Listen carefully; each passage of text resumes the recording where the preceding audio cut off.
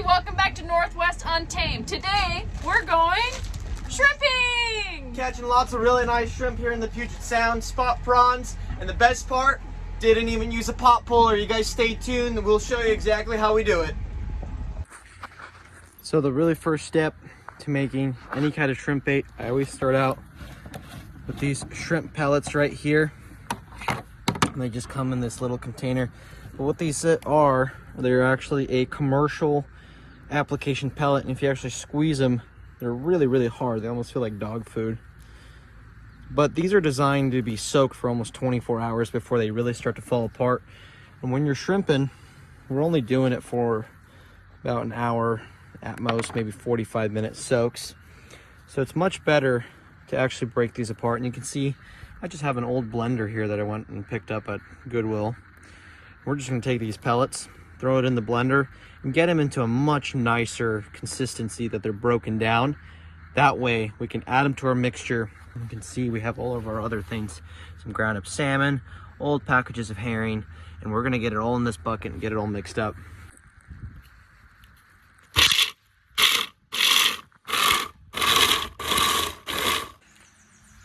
So now you can see bucket's empty. You use the blender and you're left with this really, really nice ground up. You can see there's still some pellets that are left whole, but it's just nice and ground. And that'll help add a really good base to our shrimp bait. Now we're gonna move on and start cutting up chunks of herring and squid and anchovy, and we're gonna add some ground salmon. This was all in the freezer, so I'm gonna let it lay in the sun here for a couple of minutes before I really start grinding on it. But then we're gonna add all this into here, and I'm doing all my dry big ingredients first before I move on to my wet ones. When you grind up the anchovies, all right, you're left with this really nice ground mixture. And you can see, unlike my halibut chum, I like the shrimp mixture a lot finer, helps disperse. That's what you're looking for.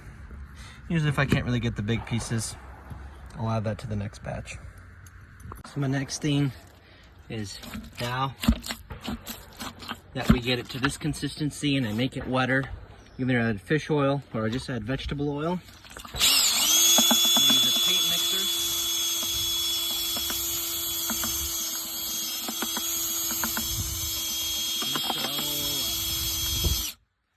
That helps break it apart, and you're looking for a peanut butter style consistency. You can see it's getting there, but we still have lots of stuff to grind, and add it to this bucket. And there is your end product. You're looking for like a peanut butter style consistency. There's ground up herring, trout, salmon, some oils, and a lot of fish pellets, and you get about half a 5-gallon bucket, and that's the results you want for shrimp bait. So now that we have all our bait ground, we used our paint mixer right here. Our bait is at that peanut butter consistency that we're looking for. I use these shrimp bait containers from SMI, I believe. But you can see I actually take saran wrap and I wrap the container. What that helps do is when I take my container, is I can take it and put it in the freezer full of bait. And then the next day, I don't even need to bait my pots. I just take this, throw this in. No mess on the boat. But wrapping them like this prevents a little bit of leakage, but I have a designated bait freezer so I can play it a little bit safer. So you can see this here is my bait freezer. This is how I store my containers, right? I put them in, and that plastic helps keep all that bait inside. And once they freeze up, all I gotta do is come shrimping day, pull these out, grab them with me, and I'm good to go. And you can never have enough bait.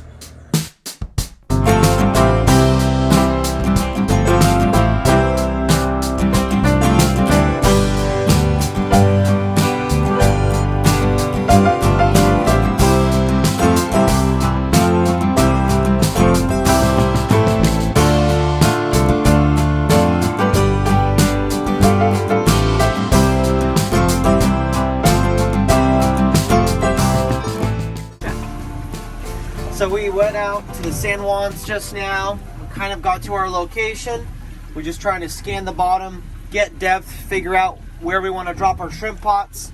We had some buddies out earlier saying that they were a little bit shallower. We're in about 260 feet of water. So we're gonna go ahead and try and move around and see if we can't figure out where these shrimp are at. So we're gonna go ahead and drop our first spot. First things first, you gotta bait your pot. So you can see these are the bait containers that I prepared. Sometimes half the battle is finding the edge of the saran wrap. You can see it's super clean. Doesn't require much. You just take the saran wrap off, discard that. Your bait container then drops into your pot. And there you go. Your pot is baited. Make sure that's shut tight. Make sure your door's shut tight. I've left that open in the past and lost quite a few shrimp. Make sure all 4 connections are attached. And then I just use a big clasp. And I always just confirm that everything's attached and it's closed. We're in about 270 feet of water. So we're gonna drop a pot here, see if there's some shrimp. We might have to move around a little bit, but we're gonna let this pot soak for no more than 45 minutes. So we're gonna send her down. Just like this. This line is 400 feet long, just about getting to the end. Once you get to the other end, I have another little snap. Don't forget your buoys have to be yellow. All I do is I snap on my buoys, and I have 2. One yellow buoy that's round, and then I use that pill-shaped buoy. And all you gotta do is take your 2 buoys, make sure everything's attached. Boom, your pot's fishing. So we just set our first pot a little bit deeper. We're gonna set our second pot a little bit shallower. And the name of the game is figuring out exactly where these shrimp want to be. Second pot's going in the water.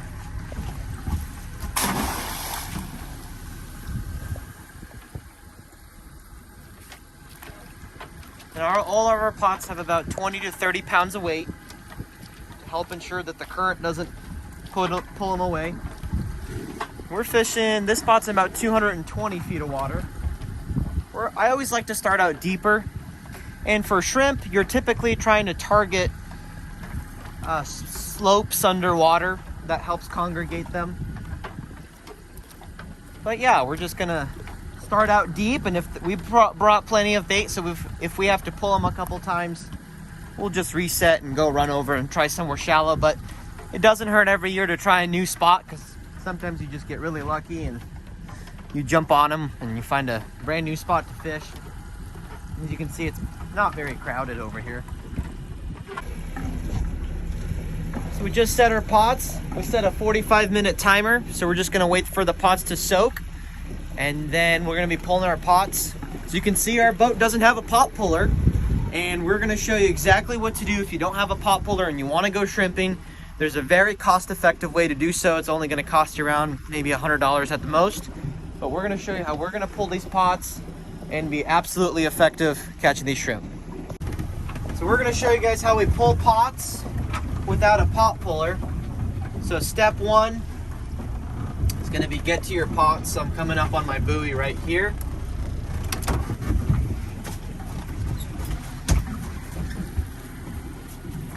And I just use a nice long boat hook. Makes this operation way easier. Especially when you come at it from a weird angle. Then we're gonna grab our line. If you take a look, so now I have the line in the boat.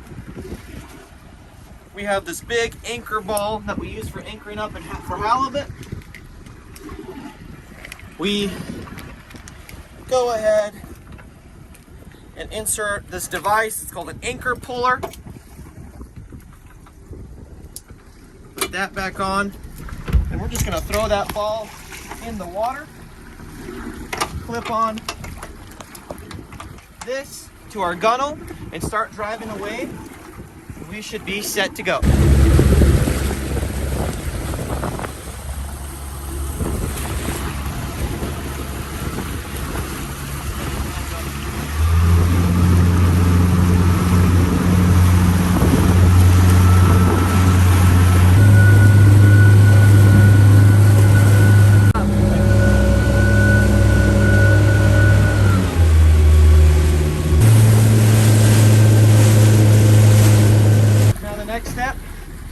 on your shrimp pot.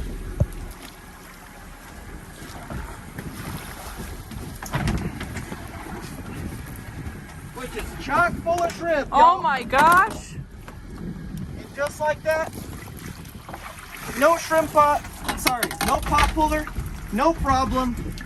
We just used the buoy ball to pull up our shrimp pot. I will say, when you're using this method for catching shrimp, you have to be fishing in a really productive area. An area that you can expect to catch 100 to 200 shrimp. Because if we were using a pot puller, we probably lost maybe 60 to 70 shrimp on the way up, just because of how harsh it is to pick it up with a ball. But you can see with this device, it has a locking mechanism, so the pot can only slide one way. And that ball and the buoyancy of the ball lifted that up. This device only cost maybe $15 to $20. And the buoy ball, probably around $70, but that's a lot cheaper than a $500 pot puller. So basically what I was looking for with all that footage of the buoy behind us, it's gonna drag for a long time until it basically pops up. The big orange buoy that we have, whoa, shrimp! The big orange buoy we have is gonna pop up above the water and be buoyant, which means that your pot is all the way pulled up. And so at that point, we turned around and went and grabbed it. But the important part, let's count the shrimp. We got some cool stuff. We got a little crab, along with all the shrimp. Looks like there's a coon striped shrimp in there too. And you can see one of the things we're doing, we're counting the shrimp, but we're immediately putting them in water. Oh, that one doesn't want to, he wants to live. Shrimp's digestive system is only about maybe 30 to 40 seconds for them to digest. And you want to get all that bait out of their system. You can see it in there. So we're going to drop them in this pot and let them poop everything out, get them nice and clean. All right, so in the Puget Sound, there are two different kinds of shrimp. You can see them here. This is your regular spot prawn, which is what we're looking for today. You can see him compared to the size of my hand. Look at his big crazy eyes. Funky guy, he sees a little mouth. Very interesting creatures. Very sharp horns. Very sharp. They're a little bit scratchy. That was what, 85 from this pole? Yeah. 85. The other species, ow, this is a coon stripe shrimp. As you can see, he's much smaller than the spot prawns that we are looking for. I think we're just gonna toss this little guy back, right? Just toss them in there. Toss him in here? Yeah. Okay, well, You're allowed like 10 pounds of those a day. there you go, 86. And, are you still recording? We got a little friend.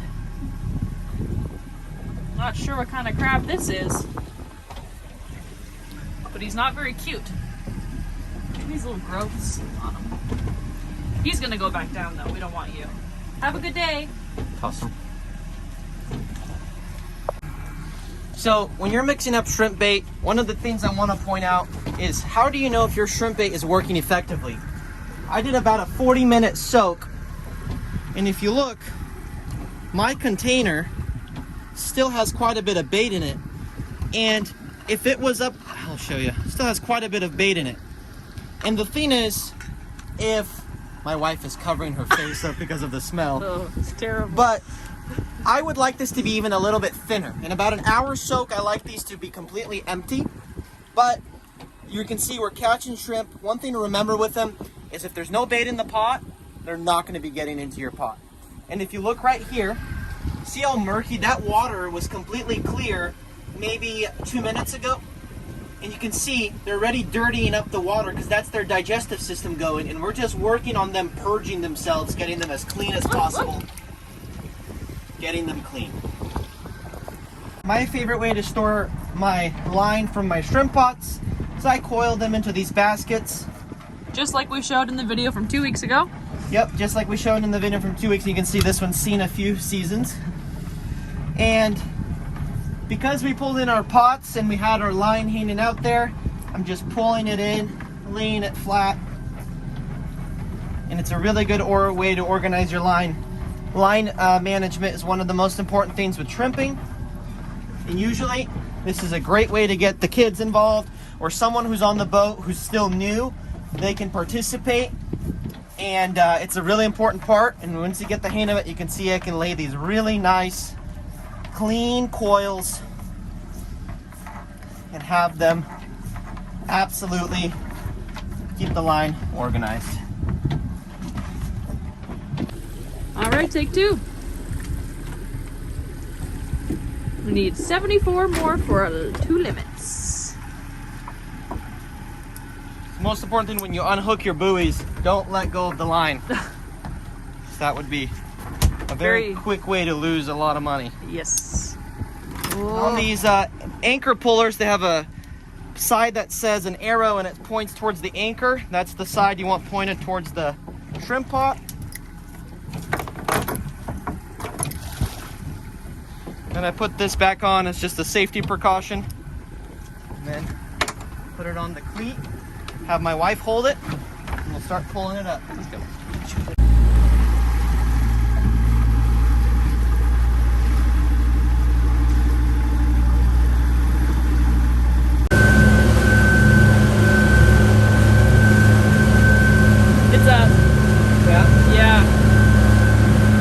So in that first pot, we got 86 shrimp. That includes 1 whole coon stripe.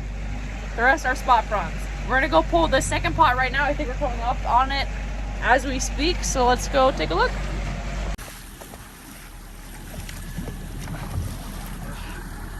Oh yeah, that's some. Holy moly. Sweet. Looks like we got a couple limits.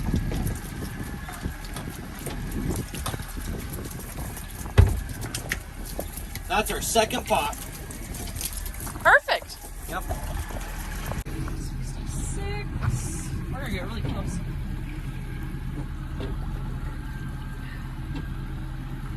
The best kind of limits are the ones where you don't have to throw any back. That's right. 68 now. Looks like we're gonna have 74 from this pot. That's like, actually, that's exactly perfect. Yeah. Ah. Good stuff.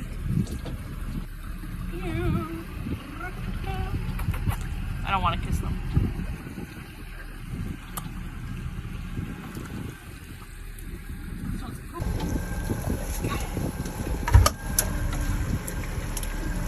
So,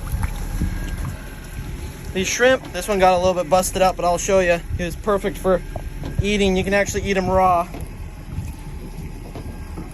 What I like to do, you pop the head, and that gets discarded. Clean the tail, clean all the shell off.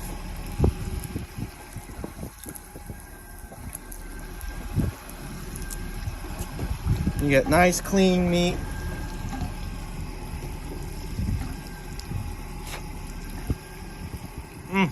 Really good ocean flavor, really clean. It's about as fresh as it gets. So straight from the ocean, right to our boat. Super easy to clean. You pinch the head, you pinch the tail, and I just twist. Just like that, you get beautiful shrimp tails.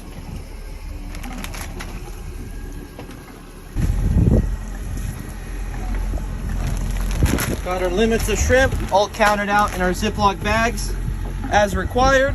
Oop, that one came open. We're having a little bit of engine problems today, but seem to have got the engine running. So we're gonna take our chances and start working our way home. Whew, I mean, we don't have much of a choice. Yep. But we got our limits. We got what we came for. Didn't have to use a pot puller. Really easy. Came out here about 250 feet of water. That's how it's done.